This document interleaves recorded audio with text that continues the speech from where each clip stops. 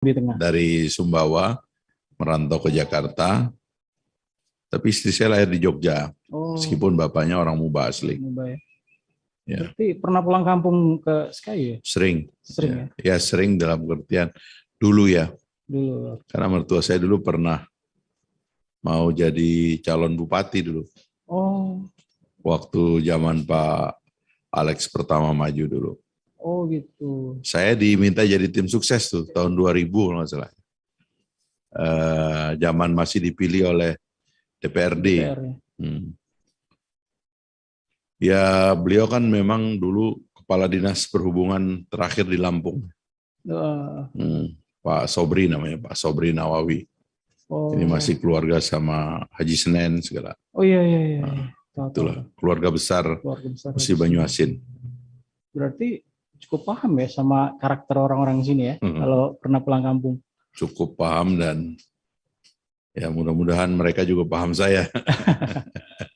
Gimana kesannya waktu melamar istrinya, waktu melamar anaknya dulu, saya bilang, kamu kasih makan apa anak saya? Beneran ditanya kayak gitu? Itu kan pertanggungjawaban orang tua kan, keras kan, tapi luar biasa. Itu yang membuat menjadi cambuk kita maju ke depan ya, punya optimisme dan mimpi yang besar. Karena kalau enggak kan, mana mungkin kita bisa menaklukkan orang orang Palembang kan. Orang Palembang. Apa kesannya terhadap Palembang, Bang? Tentu sangat akrab gitu ya. Apalagi pernah minum air Sungai Musi di sini ya. Ya, secara umum Indonesia ini kan wilayahnya kan merupakan basis dari sumber daya alam ya. Di Sumatera Selatan ini kan orang menikmati atau pemerintah pusat menikmati minyak, batu bara, ya, dan berbagai bumi air dan kekayaan alam lainnya yang terkandung di dalam bumi Sumatera Selatan. Tapi kayaknya distribusinya kepada masyarakat belum baik. Sehingga nampak ketimpangan ya. Satu sisi ada kemewahan eksploitasi sumber daya alam, di sisi lain ada kemiskinan dan ketimpangan. Ini sebenarnya kutukan dari negara-negara penghasil sumber daya alam. Itu ada teorinya itu ya. Jadi kadang-kadang karena uang kita ini masih bersumber dari sumber daya alam, di situ ada kecenderungan bagi elit untuk membagi-baginya di antara mereka, tapi lupa dijadikan bahan untuk tangga pertumbuhan berikutnya. Berarti itu kira-kira jualan partai Gelora ya kayaknya. Ya bayangkan aja Indonesia sudah 75 tahun lebih merdeka, ya kita masih struktur pendapatan negaranya masih mayoritas berasal dari sumber daya alam. Yeah. Kenapa sekarang ini pemerintah bangga-bangga kita nggak kena krisis ya karena kita jual warisan.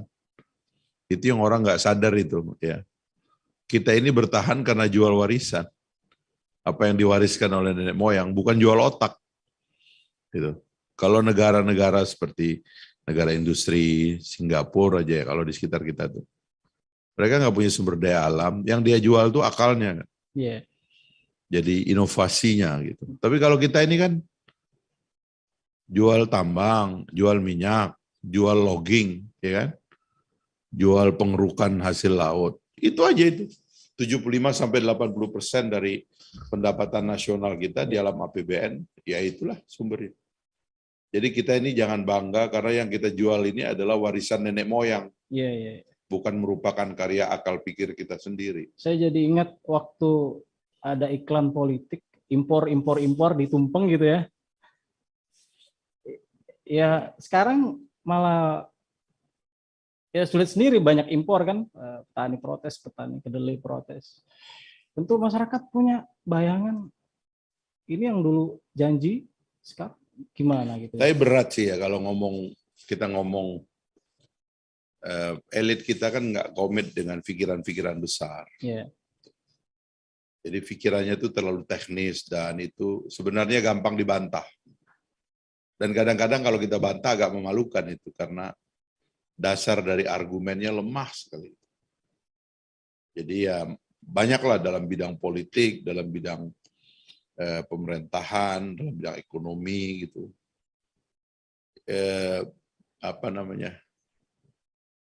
Planningnya itu jelek sekali gitu, konsep dasarnya itu jelek sekali. Jadi ya banyaklah ya. Kalau kita sebut semua juga jadi masalah jadinya. Ya apa misalnya gitu. Ini langsung berat topiknya. Ini udah berat ya. Tapi ya katanya tadi mau ringan-ringan dulu. Ya. Maksud saya begini ya. Publik kan sudah tahu kinerja pemerintah itu. Sekarang ada partai-partai baru lagi. Langsung berat nih ceritanya. Ada partai baru yang sedang berjuang untuk mendapatkan parliamentary threshold ya. Yeah. Tentu orang punya penilaian, Pak. Apakah yang mereka tawarkan nanti ke masyarakat kan? Apakah itu nanti terbukti? Jangan-jangan sama kayak yang kemarin. Bang Fahri juga sebagai orang yang kalau saya bilang itu sebenarnya sudah lama di parlemen kan. Nah, itu gimana tuh tanggapannya? Ya, pilihannya kan dua.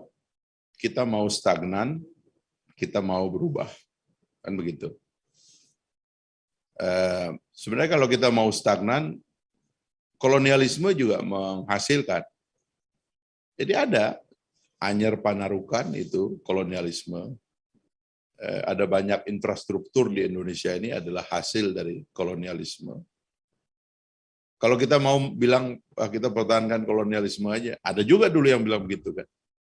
Kemudian Orde Lama juga demikian. Narasi kebangsaan itu karya Orde Lama. Orde Baru juga jasanya banyak sekali Pak Harto. 32 tahun berkuasa. Kenapa nggak Pak Harto aja? Ya, penak zaman kuto katanya kan. Ya kan? Kenapa mesti reformasi? Tapi itu kan koreksi demi koreksi kan, dinamika yang kita hargai bahwa ada hal yang kita kritik dari masa lalu dan kita terus-menerus melakukan perbaikan. Nah, upaya perbaikan terus-menerus itulah yang sebenarnya difasilitasi oleh demokrasi. Itu sebabnya demokrasi itu tidak mengenal pandangan-pandangan absolut, ya, grand narrative, ya, narasi yang tunggal begitu. Yeah. Makanya kan sampai sekarang kita kan berdebat tentang garis besar haluan negara. Yeah. Itu karena dianggap dalam demokrasi itu nggak ada yang namanya garis besar haluan yang menyebabkan orang nanti harus ke situ gitu loh. Karena ide berubah gitu. Kan yang tidak berubah ya kita terima aja kan, Pancasila tidak berubah, Undang-Undang Dasar kita sudah ubah 4 kali, ya udah kita terima aja itu gitu. Tapi yang lain kan dinamis semuanya gitu, termasuk pikiran-pikiran elit yang sekarang ini sangat mencerminkan kegalauan gitu ya, kemampuan untuk memahami, mencerna gagasan-gagasan kebangsaan itu pada kalangan elit kita lemah sekali. Yeah. Pancasila masih dijadikan dasar konflik, ya kan? Ada upaya untuk mengalihkan definisi Pancasila dari ketuhanan kepada kemanusiaan, kapasitas negara itu tadi ala kadarnya, ya, semuanya itu bersumber dari penjualan sumber daya alam. Dan level dari pemimpin-pemimpin kita yang ya dengan segala maaf bisa dibilang terjadi penurunan kaliber dari elit. Tadi pagi saya ngasih training untuk para anggota DPRD lokal ya.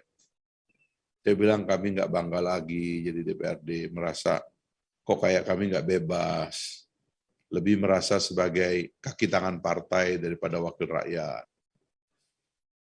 Ini semua perlu dilihat, dikritik kembali untuk perbaikan gitu. Makanya kalau lahir kekuatan baru itu normal dan natural itu dalam demokrasi. Overhaul itu selalu ada. Selalu ada yang mati dan selalu ada yang hidup. Selalu ada yang mati, selalu ada yang lahir gitu. Begitu terus itu. Hidup tuh ya begitu memang kan. Kita hari ini di sini, besok mati kan kita sebenarnya. Ya, saya bilang pakai umur Nabi, kalau saya pakai umur Nabi 63 tahun, sekarang umur 50 tahun, 13 tahun lagi meninggal. Kan hidup tuh memang begitu kan. Nah makanya kalau ada pertanyaan, kenapa mesti kita bikin partai politik? Itu ikhtiar untuk memperbaiki keadaan. Karena keadaannya itu stagnan gitu. Ya kan? Kalau nggak dibilang berhenti gitu. Orang memuji sendiri atas hal-hal yang tidak pantas dipuji gitu. Tetapi karena kebebasannya terancam, orang nggak berani berterus terang. Gitu. Misalnya presiden mengatakan kita ngasih subsidi begitu banyak, ya kan? Dia bandingkan dengan Singapura lah. Singapura itu pendapatan per kapitanya 50.000 US dollar.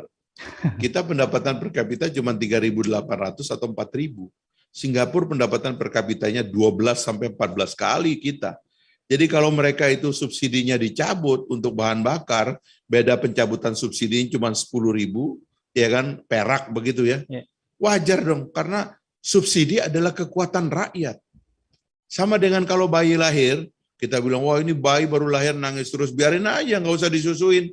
Biar cepat dewasa katanya. Saya pengen bayi ini cepat dewasa. Mati itu bayi. Sama juga dengan rakyat. Sebelum kuatan itu dikasih subsidi. Ini kan pikiran-pikiran kayak begini ini kan sebenarnya elementer gitu. Tapi di elit kita kayaknya nggak ada yang ngomong gitu. Presiden dibiarin salah ngomong. Gitu. Kasian juga. Jadi berat lagi nih ngomongnya.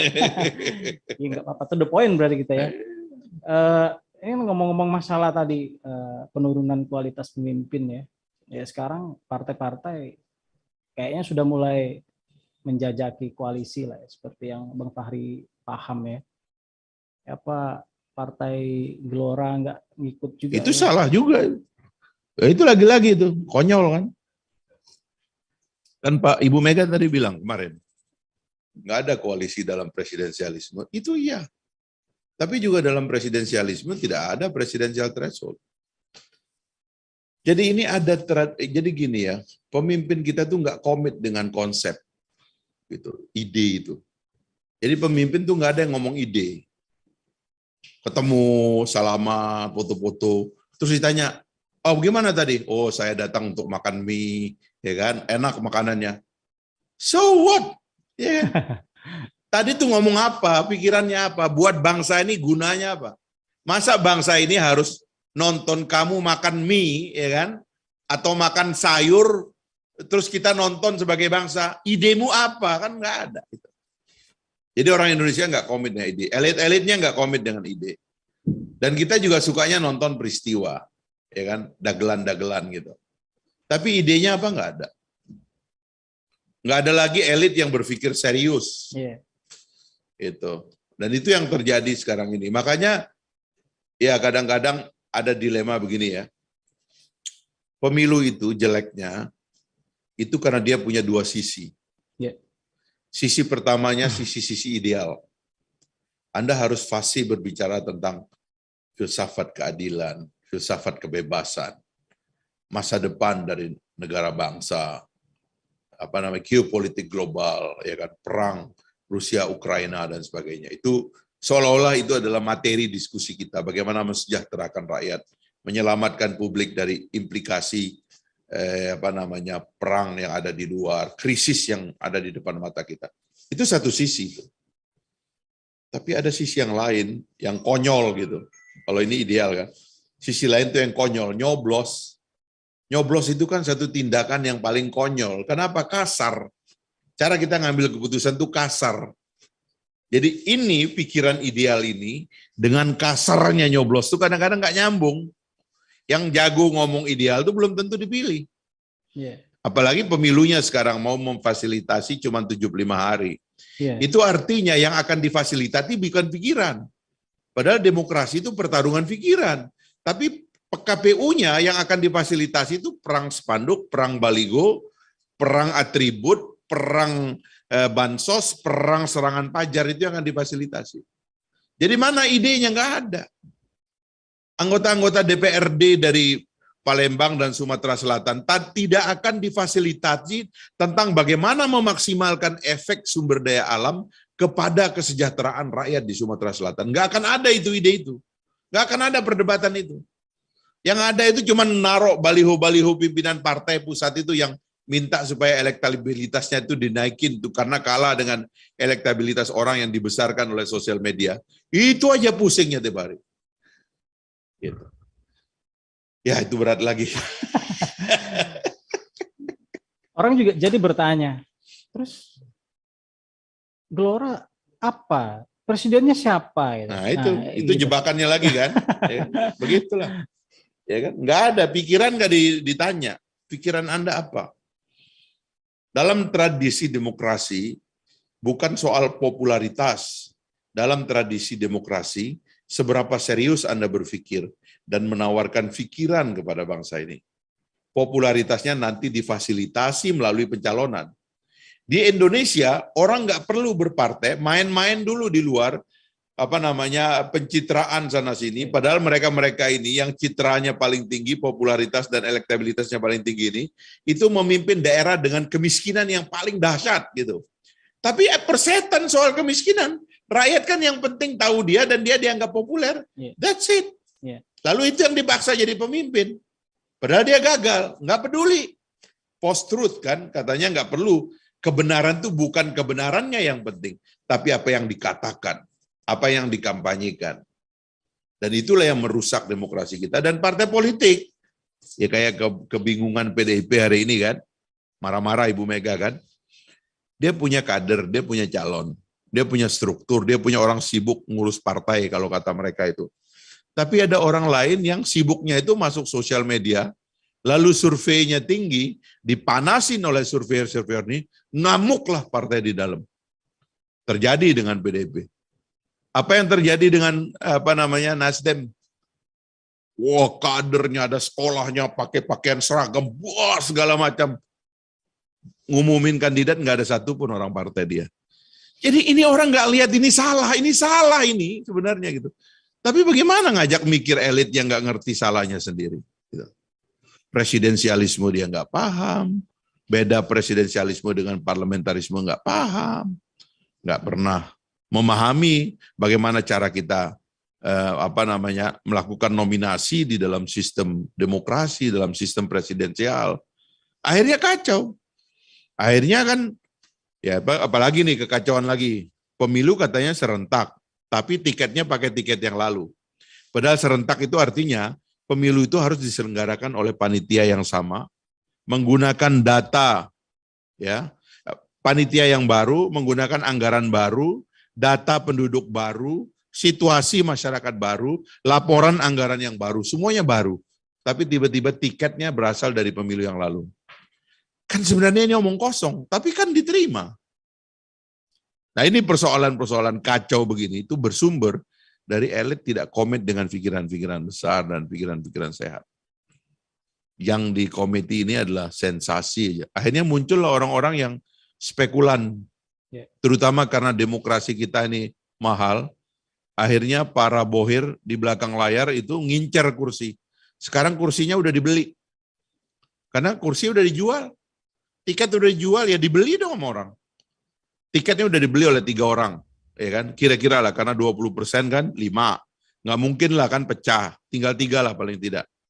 3 ini udah dibeli orang. Paling nanti tinggal 2. Dipaksalah 2 orang tuh masuk ke kotak kartu suara kita dan rakyat terpaksa nyoblos orang yang kita nggak kenal. Gitu loh. Tiba-tiba ada ya dia dalam kertas suara dan nanti kita harus nyoblos.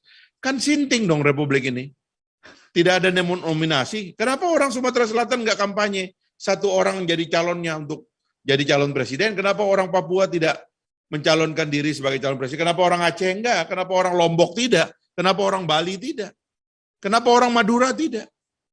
Kenapa orang Sulawesi tidak mengajukan calon? Kenapa orang Kalimantan tidak mengajukan calon? Nggak bisa.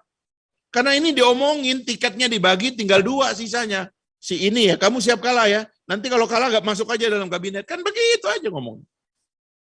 Nah ini Iya. Yang mau diterobos oleh Partai Gelora yang gini-gini. Karena elit nih nggak mikir lagi. Elit nih sibuk mikirin apa, mungkin juga karena nggak berpikir lagi. Memang nggak ada pikirannya. Oke, kita lihat nanti ya pertarungannya setelah betul-betul real ya, ini harus digugat semua pandangan-pandangan yang konyol kayak begini. Ya, tadi dibilang kan nggak punya pilihan, masyarakat nggak punya pilihan karena elit sudah menentukan Dipaksa tadi, ya, oleh oligarki. Lah, terus orang juga mikir, nah partai baru gimana? Tidak ada partai baru dalam demokrasi, itu perlu dipahami lagi itu. Mandat rakyat terputus 5 tahun. Itu mesti ini elementer dalam demokrasi. Nggak boleh ada istilah partai baru, partai lama, tidak ada. Di Prancis itu, tiba-tiba ada gerakan masyarakat namanya En Marche. Jadi partai politik, langsung sekarang 2 periode, itu presiden baru, partai baru. Jadi konsep baru itu di dalam demokrasi nggak ada, karena mandat rakyat itu berubah. Itulah bedanya demokrasi dengan otoritarianisme. Kalau otoritarianisme permanen. Kalau Anda anak raja, darah Anda ini darah raja, cucu Anda raja, cicit Anda raja, permanen dia. Tapi kalau suara rakyat dalam demokrasi, ya kan, demos dan kratos itu, artinya pemerintahan yang berasal dari rakyat, itu fragile, rawan dia. Anda dianggap nggak dipercaya, dicabut. Ada partai yang pernah 8%, terus 24%, terus tung jatuh lagi. Hampir habis partai itu. Ada partai yang pernah ada hilang. Jadi konsep baru dan lama tidak ada sebenarnya. Karena ini soal rakyat mau ngasih siapa. Bisa aja ada partai baru didirikan langsung jadi presiden. Demokrat dengan Pak SBY-nya. Kan makanya konsep baru dalam demokrasi nggak ada. Karena suara rakyat itu relatif. Nah karena itu sebenarnya kita ini dipaksa mikir ada yang baru, ada yang lama oleh konsep tiket lama ini. Sebenarnya tanggal 1 Februari 2024 sudah tidak ada partai. Yang ada adalah pemain baru. Karena rakyat sudah putus itu. Mandatmu sampai di sini. Nggak boleh ada lagi.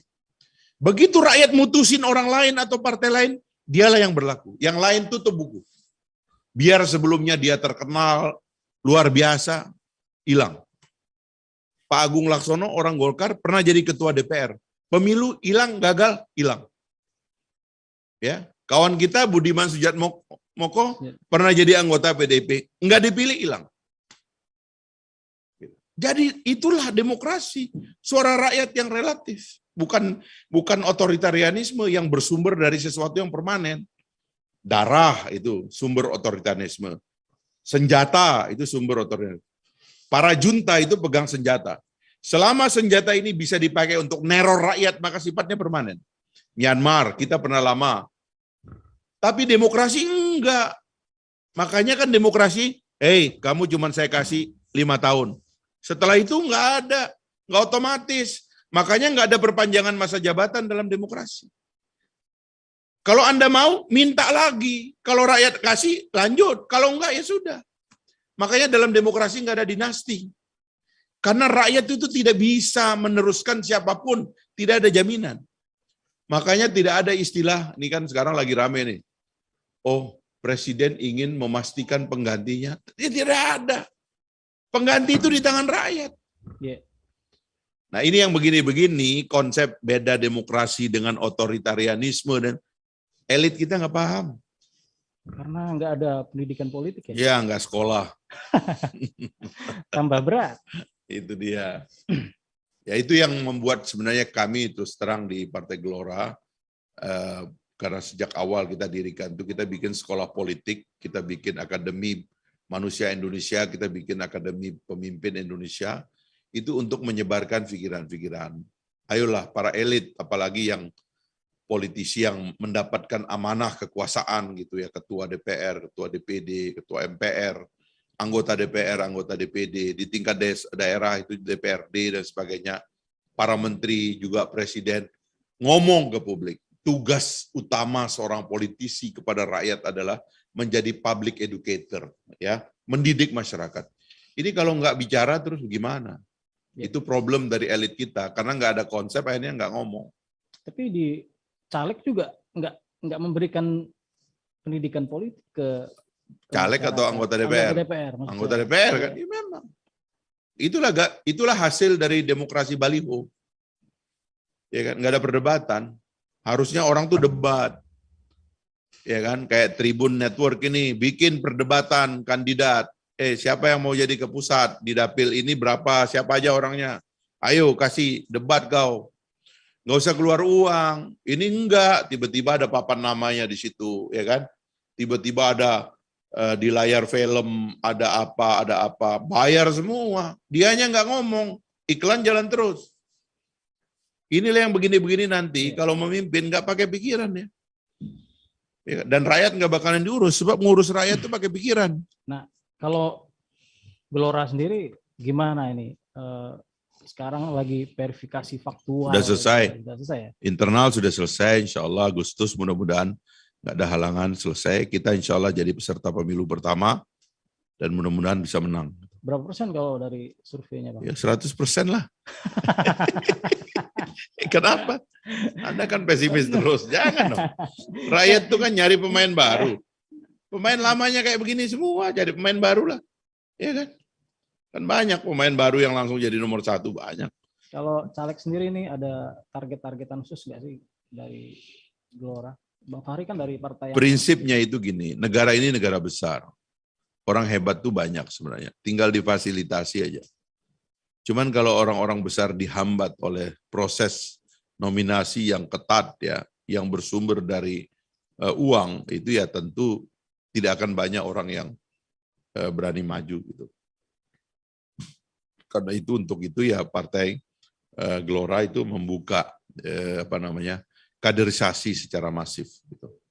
Kita punya hampir 1 juta sekarang kader terdaftar ya, by name, by address, by KTP, by nomor handphone.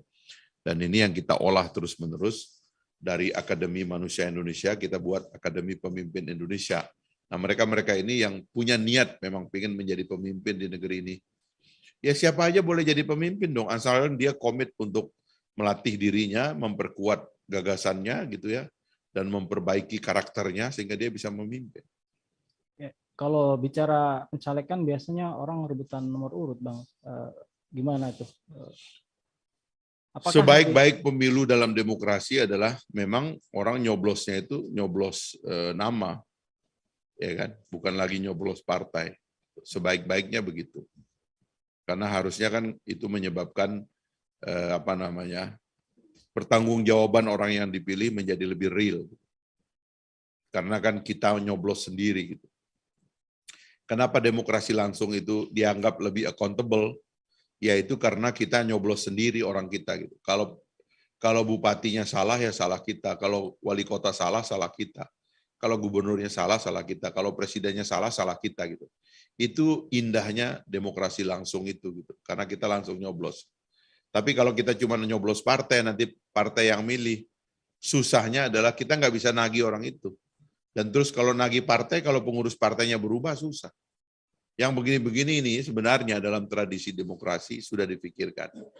Cuman pertanyaan berikutnya adalah bagaimana agar yang terpilih itu juga diberikan tanggung jawab. Tadi saya bicara di di pelatihan anggota DPRD itu.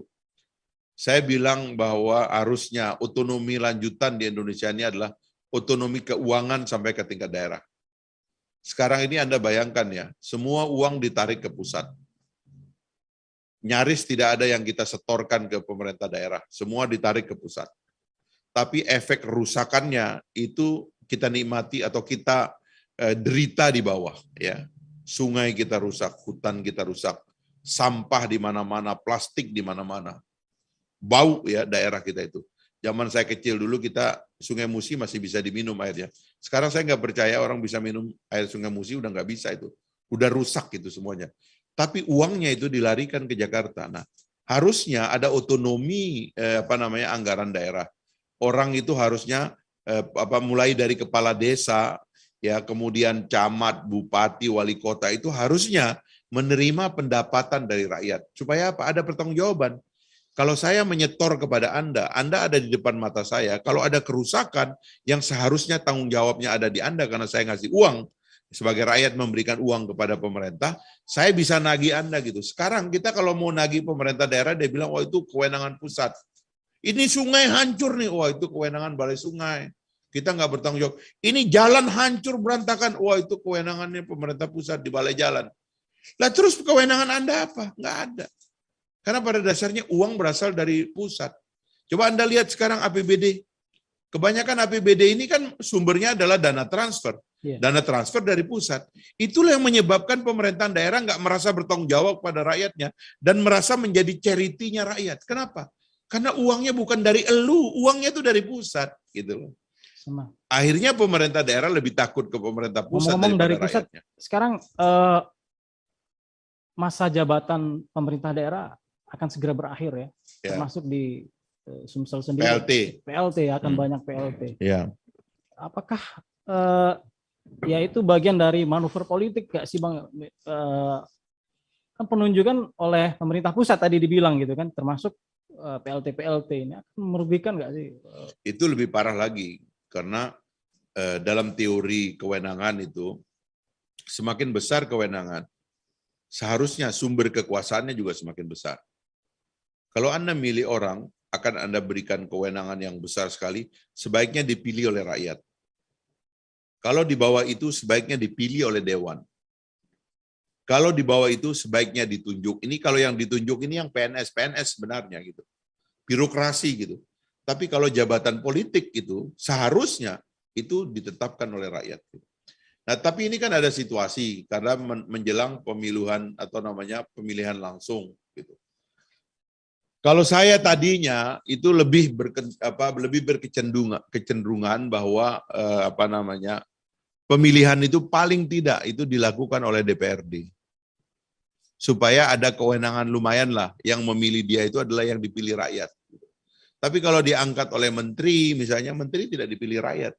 Sehingga kekuatan dari kewenangannya itu, legitimasinya itu rendah. Itulah yang menyebabkan nanti dia kesulitan mengeksekusi persoalan-persoalan besar. Yang seharusnya tetap harus dia hadapi. Dalam keadaan krisis, bukan kita melonggarkan sumber legitimasi, justru kita harus memperkuat sumber legitimasi. Supaya ketika seorang bertindak dalam krisis, dia percaya bahwa dia itu diberikan kewenangan oleh rakyat, kekuatan oleh rakyat. Begitu cara berpikirnya gitu. Dari tadi ini saya ngomong cara berpikir terus. Cara berpikir terus ya. Apalagi ya? Berat sekali. Saya ini ya sebenarnya Anda harusnya manggil tuh yang nyebutin dirinya calon-calon presiden apa segala macam. Yang cuman agendanya itu masuk survei gitu. Mau diterusin? Cukup nih. Hah? Closing ya? Udah capek dengar orang ngoceh. Sholat maghrib Bang. Oh ya. Iya, karena sudah azan. Mungkin closing ya, statement ya dari Bang Fahri ya, pesan ke pemilih, caleg gitu ya, ke pemerintah daerah yang dinamikanya 2024 ini sangat kompleks gitu ya. Saya aja pusing ya dengerin narasi di berita-berita itu. Apa nih Bang? Ya memang negara kita kehilangan sistematika karena tradisi berpikirnya itu tidak hilang gitu. Tradisi berpikirnya hilang. Kan kalau teorinya katanya bangsa yang hebat itu gandrung kepada pikiran, kepada ide, kepada pengetahuan. Bangsa yang kecil itu gandrungnya kepada orang-orang. Ya, maksimal gandrungnya kepada peristiwa gitu. Nah, sehingga harusnya pikiran besar dulu yang kita letakkan di dalam memori kolektif bangsa kita, barulah kemudian pikiran-pikiran kecil akan menyusul gitu. Nah, tradisi itu agak kurang di kita, sehingga sistematika kita menghadapi 2024 itu agak mengerikan sebenarnya, agak kacau begitu. Pertama-tama, krisis partai politik ini jangan ditambal dengan menyembunyikan partai politik di balik perang atribut, ya, perang bansos dan serangan pajar. Ya, krisis partai politik ini harus dibuka.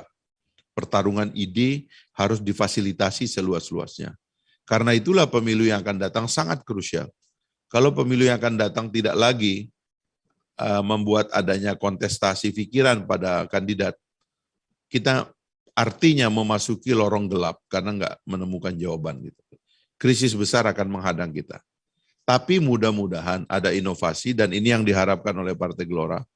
2024 itu ada inisiatif untuk melakukan overhaul terhadap pemimpin sehingga pemimpin itu betul-betul diuji pikirannya secara dalam, ditempa dalam satu perdebatan yang panjang sehingga kita tahu orang itu punya karakter atau tidak untuk menghadapi krisis yang besar ini.